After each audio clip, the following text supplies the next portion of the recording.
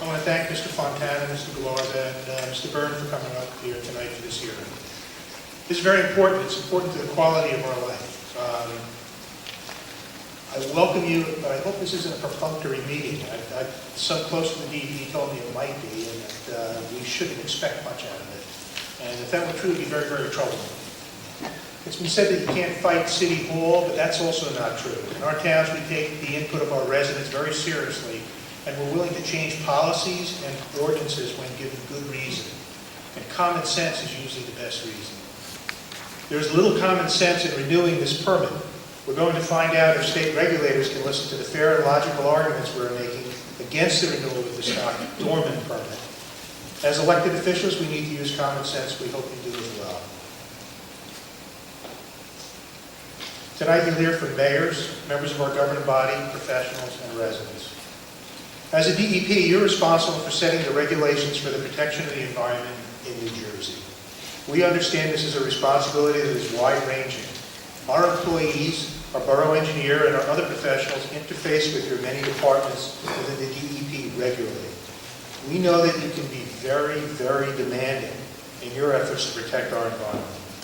Knowing this, we're very surprised at how this permit renewal has gotten as far as it has. It defies common sense to us. Our governing bodies share the same environmental responsibilities that you hold for the state. We just do it locally. The quality of life as well as the health, safety, and well-being of our residents are our prime objectives. In my opinion, those are the main reasons that local government exists, to protect our residents.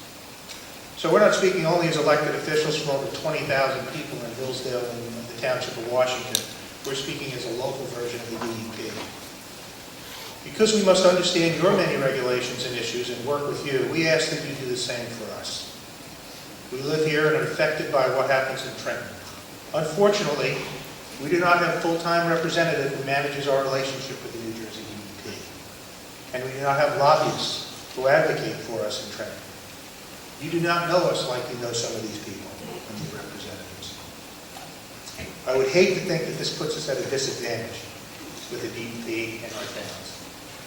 In Hillsdale, we recognize we have a regional responsibility. We host the PSE&G substation that serves the northeast part of the state. We host the regional high school, which you're at tonight. And our train station also serves both our residents and those of neighboring towns. We're not xenophobic. We know our responsibilities go beyond our own town, and we willingly accept them. And I respect Waste Management as a large professional organization. As I told them, they are much, much better than the company that preceded them. That company was allowed to run rampant over our environment in Hillsdale for many years. I assume that was under the watch of the New Jersey DEP. Why it took so long to get them out is beyond me. My children are grown now and never allowed to walk to elementary or middle school due to the garbage trucks and the truck traffic along Hillsdale Ave. It was outrageous. As much as we appreciate the professionalism of Waste Management, and we do, they are still operating a garbage transfer station, and we do not believe it is in our residents' best interest to have this permit removed. A 900 tons a day permit allows for 1,800 tons of garbage to travel our streets every day. That could be hundreds of trucks spewing noxious diesel exhaust, leaking smelly fluids, and complicating an already tough traffic situation. That doesn't make common sense. We understand that garbage transfer stations have to be located somewhere. But the EPA has given some guidelines. The United States Environmental Protection Agency prepared a document in June of 2002 entitled Waste Transfer Stations, a Manual for Decision Making. This document contains siting criteria for waste transfer stations. One of the criteria is access to major transportation routes. The report states, the transfer station should have direct and convenient access to truck routes, major arterials, and highways. It is preferable to avoid routing traffic through residential areas because traffic generated by transfer stations contributes to congestion, increased risk for pedestrians, increased air emissions, noise, and wear on roads, and might contribute to litter problems. The section on traffic considerations states, transfer stations often receive surges of traffic when collection vehicles have finished their routes. Transfer station traffic varies locally, but tends to peak twice a day. The first peak is often near the middle of the day or shift and the second at the end of the day shift. Therefore, the best sites for transfer stations are located away from areas that have midday traffic peaks and/or school bus and pedestrian traffic. The waste management facility in Hillsdale does not meet either of these criteria. It requires a long ride for trucks to get to the highway. Trucks travel through all residential areas past schools, pedestrian, and school crossings, and one of the busiest intersections, which is not capable of handling large tractor trailers turning onto Hillsdale Ave from Patterson Street. Many times, these trucks turning onto Hillsdale Ave require trucks in the cars in the left-hand turn lane to move, just so they can navigate the intersection. They then travel through the busiest and most congested intersection in the Pascack Valley in Washington Township. That's the intersection of Pascack Road and Washington Ave. How did they let it get here in the first place? Who approved the transfer station in a residential town away from highway access? Common sense dictates that it's not too late to correct this. The permit tonnage. Back when first approved, we understood that the allowable tonnage was 300 tons per day. While the previous owners greatly exceeded that amount, they were able to continue doing this for many years. Finally, only in 1999, were they forced to sell the business. But at that time, the permit was provided for up to 900 tons a day. That could be more than 100 trucks a day. Why was it increased? Who influenced this? Where's the common sense here? In the last years of operation, the facility operated just above half of its permit capacity. We assume that this is due to the changes in garbage and increased recycling. We are also advised that rail-based transfer stations are more economical and have changed the economic landscape for transfer stations. This is an area where I'm sure you have more specific knowledge than we do. But it is obvious to just about anybody that the transfer station is not needed by New Jersey and not needed by Waste Management. And I know you said need isn't one of the issues, but it sure is to us. There are currently 12 permitted transfer stations in New Jersey that have suspended operations. Why is that? Is this excess capacity due to recycling changes in rail depots? Why would we approve a permit renewal for a non-operating station? There are already 11 others to choose from. This transfer station, while operating at much less than permitted capacity, had a snow event in February 2014 that damaged the roof. The building was declared unsafe. Waste Management easily and quickly relocated all of their business to their Fairview transfer station, which had excess capacity. It's also located along the highway. Obviously, an economic decision prompted by the roof issue. They used common sense when they decided to vacate this facility. About 15 years, from February 2014 until 2016, the Hillsdale facility was left vacant, unsecured and unrepaired. They didn't even close the doors, and it was a magnet for potential vandalism and maybe much worse. We were told that it was an insurance issue that kept them from fixing the roof and securing the building for over 2 years. I don't buy that at all. About 15 years ago, before I retired, I was responsible for a manufacturing plant in Florida.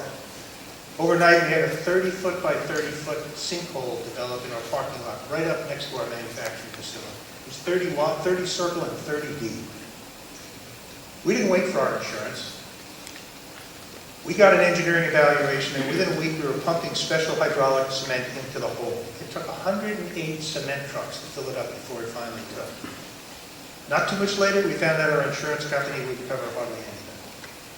We did what we had to do because it was an operating business. We had a business to run, so we took action. Waiting over 2 years to secure the building, repair the roof, and get a CO shows that there was a lot more to this than an insurance issue. I know that you keep operating facilities operating and work out the insurance details later. Of course, that assumes that the operating facility is needed. In my case, it was. In this case, it's not. If it was needed, it would not still be sitting idle over 3 years after it was abandoned.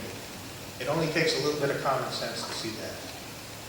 In addition to leaving the transfer station abandoned without repair or being secured, Waste Management moved their offices out of the now vacant building on Brookside Place. Now their only activity on the 5-acre site is repairing dumpsters, which does not require a permit and can be done anywhere. You will hear from speakers about the damage to the infrastructure that the 1,800 tons of garbage traveling our roads every day has created. You will hear about environmental issues, traffic issues, pedestrian safety, and the impacts on our schools and our library. You will also hear how Hillsdale, which is 97% developed, is now under state court pressure to build low and moderate income housing. I know that's not an issue for you, but that is an issue for us. We're very willing to do this, but we need to find a place to do it. The largest and most logical place is close to our downtown area and transportation. Waste Management's facility sits on 5 acres, excuse me, 5 acres in the middle of the most logical place for this development. We are currently negotiating with the Fair Share Housing Center, who have deemed this as a primary location for us to meet our obligations. So the state on one hand is forcing us to build, and the state on the other hand is making it very difficult to do so. We're between a rock and a hard place. What is it with New Jersey's government? It's certainly not user-friendly, and if you judge by the events of the last few years, there isn't an abundance of common sense and trend. I have to wonder why you would reapprove a 5-year permit for a transfer station that has no plans to reopen. Why would you allow a transfer station with 900 tons a day permit to operate in a residential town that is far from a highway? Why would you allow a permit to be renewed for a facility that requires large tractor trailers to drive by kids walking past the school and by one of our elementary schools and library? Why would you approve an extension when the state already has 12 permitted stations closed due to lack of the need? And here's probably the most troubling part of this issue. Waste Management in their permit renewal application has used studies of the environment and traffic impact that are almost 20 years old. Traffic and sound quality assessments are from 1998. There are summary reports on the environmental impact referring to a statement on the environment back in 1998. As a 42-year resident of Hillsdale, I can tell you a lot has changed in our environment, roads and traffic, since 1998. But apparently not their study. Why are you accepting this? That defies common sense. Waste Management claimed that they have an air emission control system. Is it a permanent system? Do you inspect and verify this on a regular basis? How about the emissions from the many diesel trucks that come and go?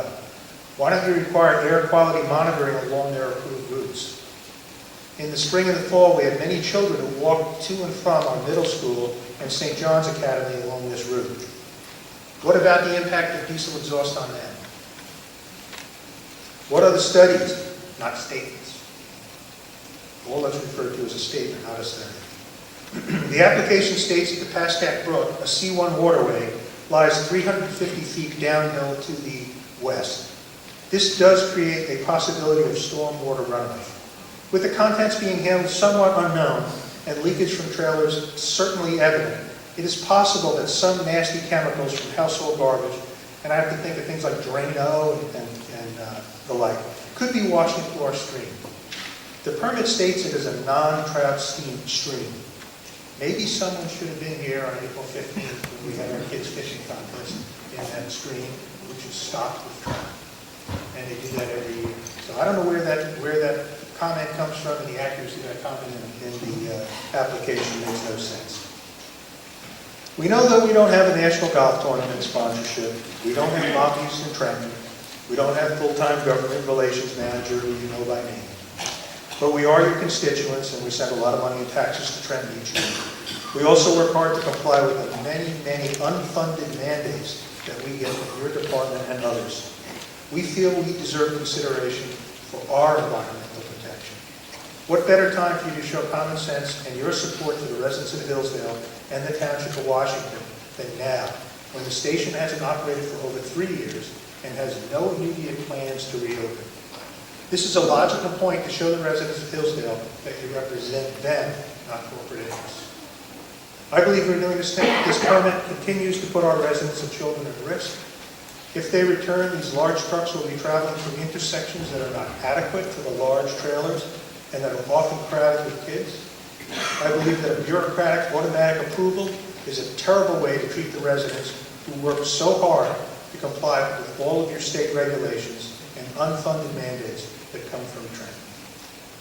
Thank you for listening.